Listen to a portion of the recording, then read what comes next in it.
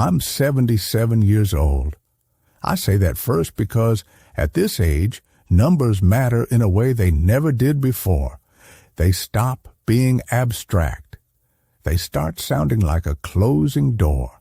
And the truth is, I miss the life I didn't live more than I miss the one I did. I'm not saying my life was a disaster. It wasn't. That's part of what makes this harder to explain. I worked. I paid my bills. I showed up when I was expected to. People would probably describe my life as solid or respectable. Those are the words they use at funerals. But there's a quiet space inside me now, and it's filled with things that never happened, conversations I didn't have, risks I didn't take, versions of myself I kept postponing until later. Later never came. These days, my mornings are slow. I wake up before the sun, not because I want to, but because sleep doesn't hold me the way it used to. My body aches in familiar places. I sit at the edge of the bed and listen to the house. It's very quiet, too quiet. I make coffee for one, even though the habit still feels strange after all these years. I drink it by the window and watch people go by who have no idea I'm watching them, measuring their lives against mine without meaning to. Time feels different now. It's no longer something I manage. It's something I notice slipping. When I was younger, I thought regret would come from big mistakes, from obvious failures. I was careful, so I assumed I'd be safe. I didn't gamble much. I didn't break laws. I didn't abandon my responsibilities. I thought that was enough. I didn't understand that regret can come from hesitation, from always choosing the safer option, from waiting until conditions feel perfect. Life doesn't punish you for that right away. It lets you believe you're being sensible. In my 20s, I was already serious. People said I was mature for my age. I took that as a compliment. I had a job that paid the rent and didn't embarrass my parents. I wore clothes that blended in.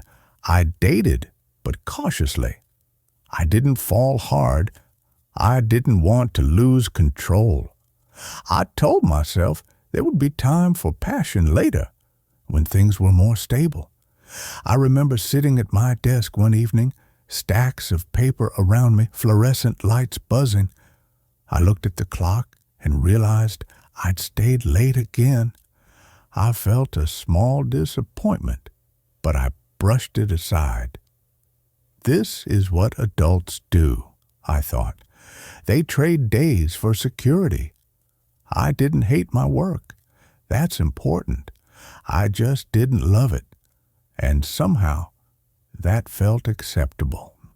In my 30s, life filled up quickly. More responsibility, more routines. I learned the pleasure of predictability, same route to work, same grocery store, same conversations with the same people about the same things. I told myself this was what building a life looked like. I didn't question it much. Questioning felt indulgent. There were moments, though, small ones. Sitting in the car before turning the key, just staring at the dashboard. Hearing someone talk about a place they'd traveled to, a career they'd tried and failed at, a love that burned and ended badly. I'd feel something tighten in my chest. Not envy, exactly. More like recognition. Like seeing a road sign for a place you'll never visit. I was good at postponing. I postponed trips. I postponed hard conversations. I postponed becoming more honest, even with myself. I told myself I was being patient. I was being practical. I was being responsible. No one tells you that those words can become excuses if you let them. Relationships fade quietly when you're not paying attention.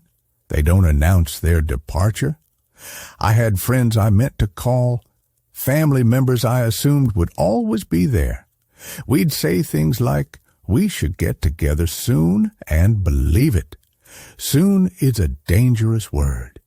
It stretches and thins until it disappears. I missed weddings because of work deadlines. I missed birthdays because I was tired. I missed ordinary afternoons that could have turned into memories if I'd shown up instead of sending apologies. None of it felt dramatic at the time. That's the cruel part. The cost only becomes clear later when the chances are gone. In my 40s, I started to feel restless, but I didn't know what to do with that feeling. I bought nicer things, a better car, new furniture.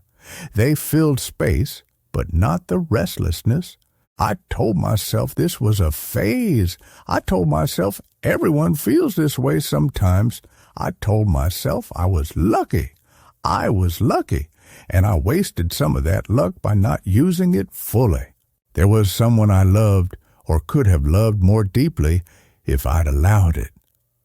I kept parts of myself guarded. I thought independence meant not needing anyone too much. I see now that I confused self-protection with strength. Over time, the distance I maintained became permanent.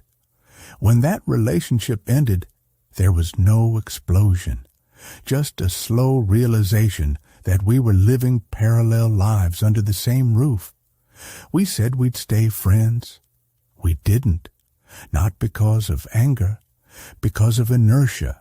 The years passed faster after that. They always do. Days blur together when they look the same. I became reliable.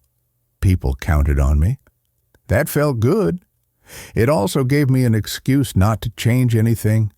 If others need you as you are, you start to believe you don't have the right to become someone else. The turning point didn't arrive with drama. It came with a phone call. Someone my age, someone I'd known for decades, gone suddenly. I remember hanging up the phone and sitting down because my legs felt weak. Not from grief alone, but from fear. It wasn't abstract anymore. It was close. It was personal. After the funeral, I went home and looked around my house. I saw the evidence of a life lived carefully. Organized shelves, neutral colors, nothing broken, nothing bold. I tried to imagine telling my story to someone else. It sounded thin, not sad, just incomplete. That was when I understood something I'd been avoiding. I hadn't failed at life, but I hadn't fully participated in it either. There are things that can't be fixed now. Paths that are closed, not because they were wrong, but because time moved on without me. People who are gone. Chances that belong to a younger body, a braver mind. I can't go back and choose differently. I can only sit with the knowledge that I chose comfort over curiosity more often than I meant to. Loneliness in old age isn't always about being alone. It's about carrying memories no one else shares. It's about realizing that even if people show up at the end, they only know the outline of your life, not the versions you never became. Those stay with you. I think about legacy sometimes, though not in the grand sense, more in the small one. Who really knew me? Who would notice if I were gone? The answer isn't nothing, but it's less than I assumed it would be when I was younger and busy. If you're listening to this, I'm not telling you what to do. I don't have the authority for that. I'm just telling you what I wish I'd understood earlier, that waiting has a cost, that a life can be comfortable and still feel unfinished, that being sensible isn't the same as being live. You don't need to chase extremes. You don't need to burn everything down. But pay attention to the quiet signals, the moments when your life feels like it's happening slightly to the side of who you are. Those moments matter. I have time left. Not much, but some. I'm trying to be more present with it. I call people now instead of thinking about calling. I say things more plainly. I sit outside longer. It doesn't erase the past, but it softens the days. If this meant something to you, maybe sit with it for a while. You don't have to act immediately. Just notice where you're postponing yourself. As for me, I'll keep watching the morning light move across the room. I'll keep remembering. And I'll keep missing the life I didn't live while making peace with the one that's still here, however briefly.